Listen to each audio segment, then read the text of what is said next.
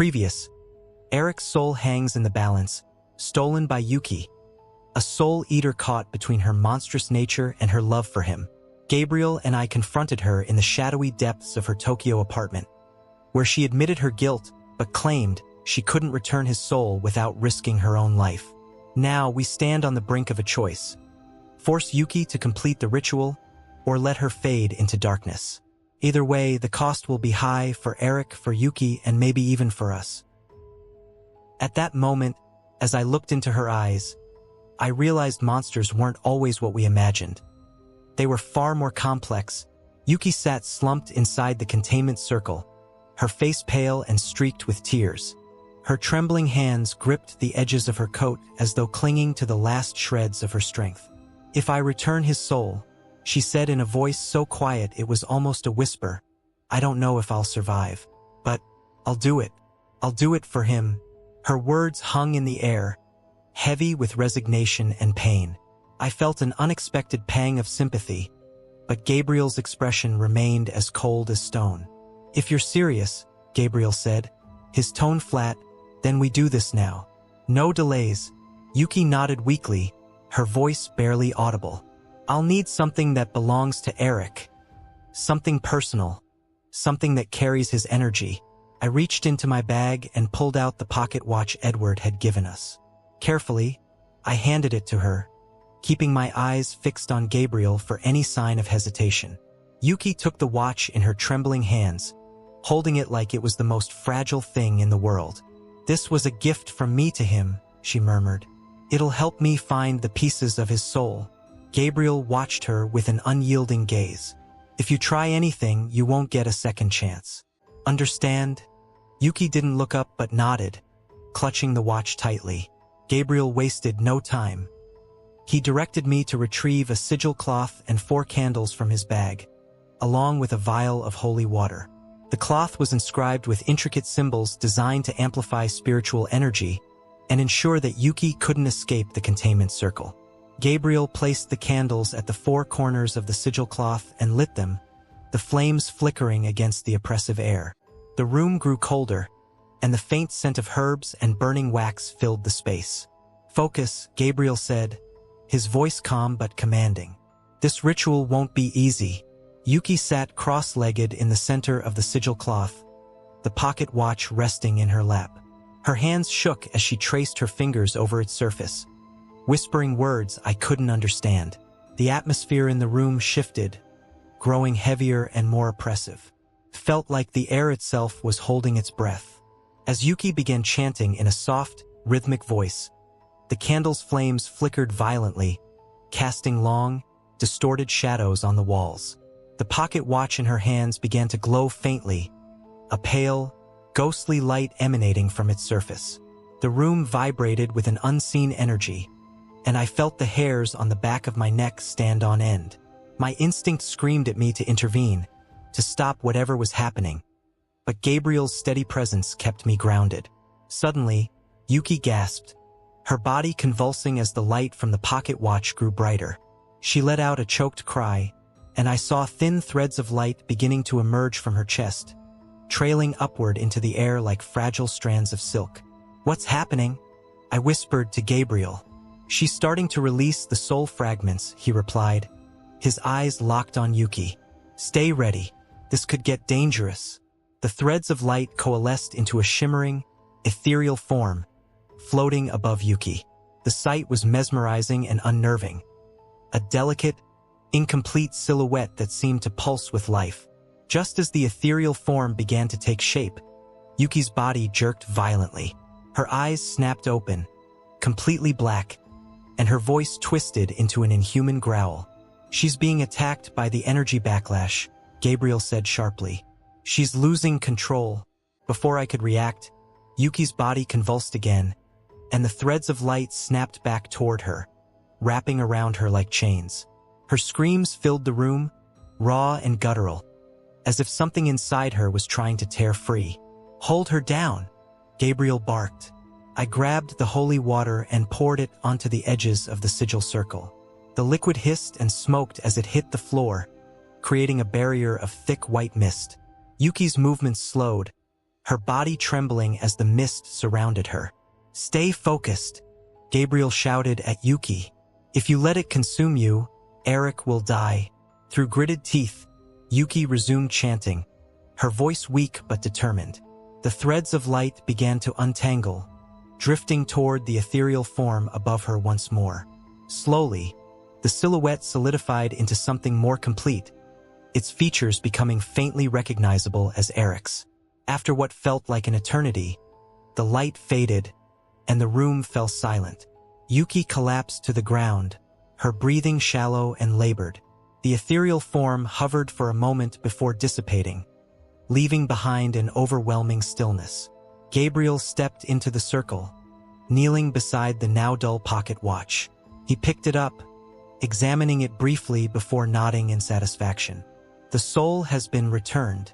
Yuki stirred weakly, her voice barely above a whisper. Is he okay now?" Gabriel's response was blunt. "We'll see." He turned to me. "Pack up. We're leaving." I glanced at Yuki, her fragile form lying motionless inside the circle. Part of me wanted to say something, to offer her a shred of comfort, but the look on Gabriel's face silenced me. This wasn't the time for sentiment. As we prepared to leave, Yuki raised her head, her eyes glazed with exhaustion. "I did what you asked," she rasped. "Now let me go." Gabriel loomed over her, his expression as cold as ever. "You've done the right thing for now. But remember this. If you ever harm another soul, I'll find you. And next time, there won't be a second chance." Yuki didn't reply. She lowered her head, her body shaking from the strain of what she'd endured. Without another word, Gabriel turned and walked toward the door. I followed, casting one last glance over my shoulder at Yuki. Her figure was bathed in the dim light of the dying candles, her face a mixture of pain and relief. Whether she was a monster or not, she had made her choice and paid the price.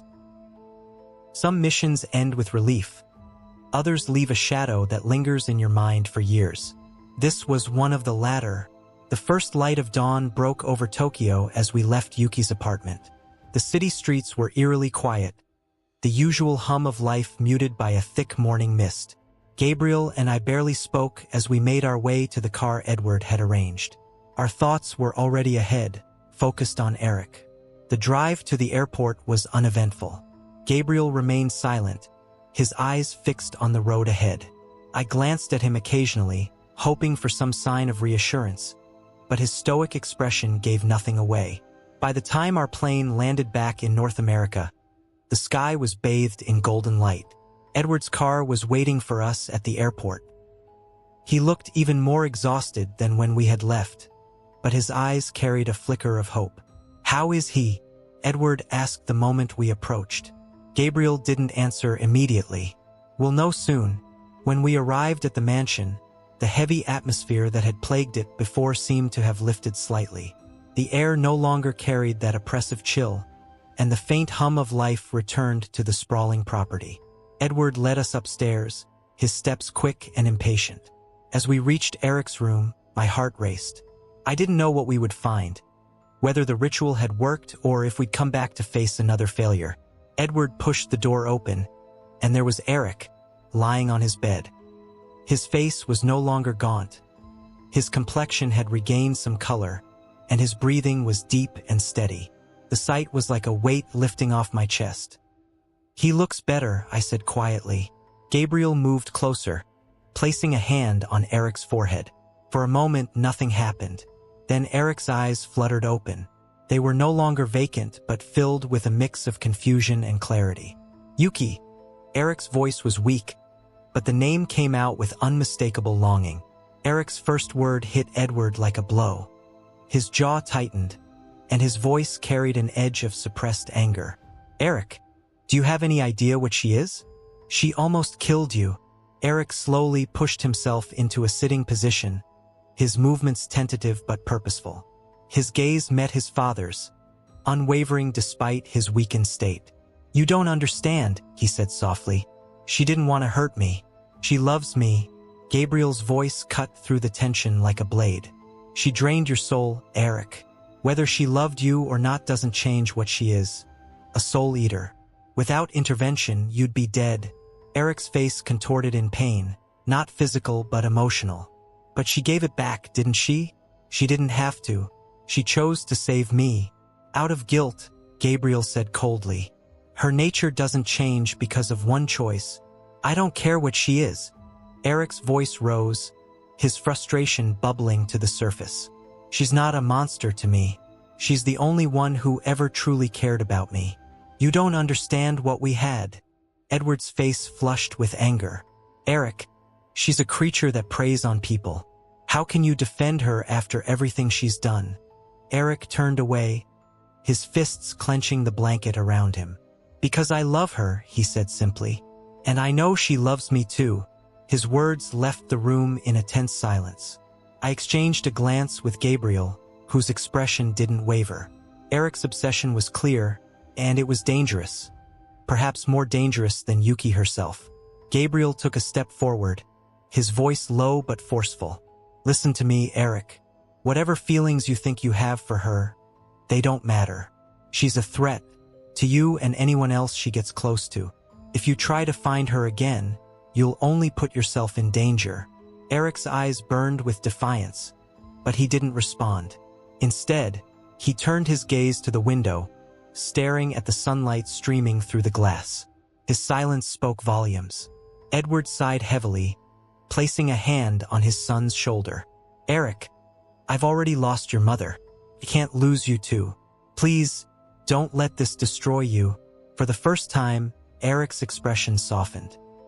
He nodded faintly, though it was clear his mind wasn't entirely made up. Later that day, Gabriel and I prepared to leave. Edward walked us to the car, his gratitude etched into his tired features. I can't thank you enough, he said as we loaded our bags. Eric is alive because of you. Gabriel nodded curtly. Take care of him. And if anything changes, contact me immediately. As the car pulled away, I glanced back at the mansion. Edward stood in the doorway, his shoulders slumped but his resolve firm. Eric's recovery wasn't just physical. It was a battle of will, one he would have to fight on his own. The drive back to the base was quiet. I stared out the window, replaying the events of the past few days in my mind. Yuki had kept her word, but at what cost?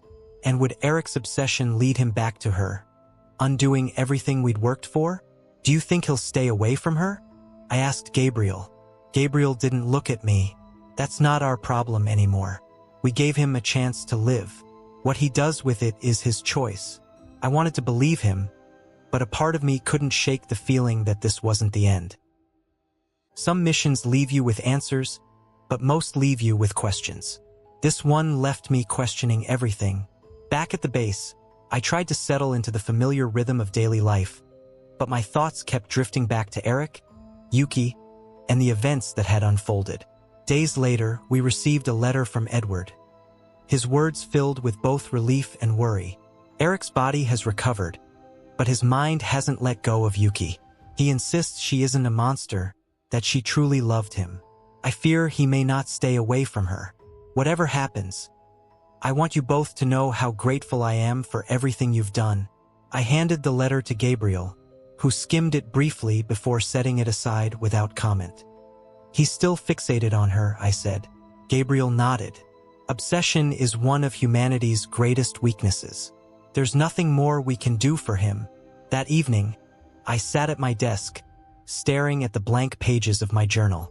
I wanted to write down everything that had happened, but every time I tried, my thoughts spiraled into more questions. Why had Yuki returned Eric's soul? Was it guilt, love, or something else entirely? And Eric, was his devotion to her the result of her influence, or was it genuine? I scribbled a few lines in frustration before leaning back in my chair. The dim light of the desk lamp cast long shadows on the walls, and the faint sound of rain tapping against the window added to the oppressive silence. Why do some monsters feel more human than we do? I muttered to myself. Gabriel's voice broke the quiet. Still thinking about Yuki? I turned to see him standing in the doorway, arms crossed. It's hard not to, I admitted. She was a soul eater, but she wasn't evil. Not entirely, Gabriel stepped into the room and leaned against the wall. You're looking at this the wrong way. It's not about good or evil. It's about nature. Her nature is to feed on souls. Whatever emotions she showed don't change what she is. But she chose to save him, I argued. Doesn't that mean something? It means she made one choice, Gabriel said flatly. It doesn't erase the harm she caused, or the harm she could cause in the future. I sighed, knowing I wouldn't win this argument. Gabriel's worldview was shaped by decades of experience, and he rarely let sentiment cloud his judgment. A week later, I received another letter from Edward. This one was much shorter. Eric has left for Japan. He's convinced he can find Yuki. I tried to stop him, but he wouldn't listen. I just hope he's safe. I read the letter aloud to Gabriel, who barely reacted. Do you think he'll find her? I asked. Gabriel shrugged. If she kept her promise and stayed hidden, he won't. If she didn't, well, that's another problem entirely. I frowned, folding the letter and setting it aside. What if she didn't mean any harm? What if she just wanted to disappear? That doesn't matter, Gabriel said, his voice cold. Eric's obsession is the real danger now. Even if he doesn't find her, he might still destroy himself chasing a ghost. A few nights later, Gabriel approached me as I was organizing our supplies. He held a steaming cup of tea, his expression more contemplative than usual. You remind me of myself when I was younger, he said, catching me off guard. I didn't think you ever doubted yourself, I replied. He smirked faintly. I did, once. A long time ago, I met a spirit not unlike Yuki. She wasn't violent. She didn't harm anyone. She just existed. I thought she might be different. What happened? I asked, already dreading the answer. Another hunter found her, Gabriel said simply, and killed her. I stared at him, unsure of what to say. Did you regret it? Gabriel's eyes met mine, and for a moment, I saw something behind his usual stoicism. Something raw and unresolved. Regret doesn't change anything, he said. The only thing that matters is moving forward. Sometimes, the real darkness isn't in the monsters we chase. It's in the questions they leave behind. The days after the mission blurred into routine, training, research, preparing for the next call. But for me, the routine offered little comfort. Eric's obsession with Yuki, her sacrifice, and Gabriel's cold pragmatism weighed heavily on my mind. Late one night, I sat at the workbench in our base, meticulously organizing supplies. Holy water vials, sigils, protective charms. I sorted each item, hoping the repetitive task would silence the questions swirling in my head. Still brooding over Yuki? Gabriel's voice startled me. He leaned against the doorway, his expression unreadable. She saved him, I said, setting down a vial. Even if she's a soul eater, she chose to do the right thing. Gabriel stepped closer, his boots clicking softly against the floor. Choosing to save one life doesn't erase the lives she's harmed. Her nature doesn't change because of a single act. But maybe she was trying to change, I argued, meeting his gaze. Doesn't that count for something? Gabriel didn't answer right away. When he finally spoke, his voice was calm but firm. What matters is what she's capable of. If you let sympathy cloud your judgment, you'll make mistakes. And in our line of work, mistakes get people killed. That night, I sat alone in the base's quiet study, writing in my journal. The words came slowly at first, but once I started, they poured out in a torrent. This mission wasn't just about saving Eric. It was about confronting the complexity of what we do. Yuki's actions showed me that monsters aren't always easy to define. She wasn't just a soul eater. She was a creature torn between her nature and her emotions. But Eric's obsession taught me something even more unsettling. The real danger wasn't Yuki. It was his inability to let go. His love for her blinded him to the risks, and that obsession may end up costing him everything. In the end, the line between humanity and monstrosity isn't as clear as I thought. The darkness we fight isn't just out there. It's in us, too. I closed the journal, staring at its worn cover.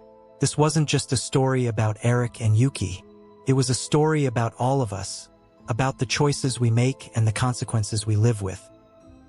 As the final chapter of The Apprentice and the Hunter, Dark Forces Unleashed comes to a close, I want to take a moment to thank all of you who have followed this journey. Your support, your comments, and your love for this series have meant the world to me. This series has been a labor of love, and sharing Ethan and Gabriel's story with you has been an unforgettable experience. For now, their story reaches a resting point, but the fight against the darkness never truly ends. I hope to bring you more tales from their world someday. New adventures, new challenges, and new mysteries. Until then, thank you for being a part of this journey. If you've enjoyed the series, please don't forget to share your thoughts and let me know which moments resonated with you the most. And remember, the shadows may be quiet now, but they're never far away. Stay curious, stay safe, and thank you for keeping the light alive.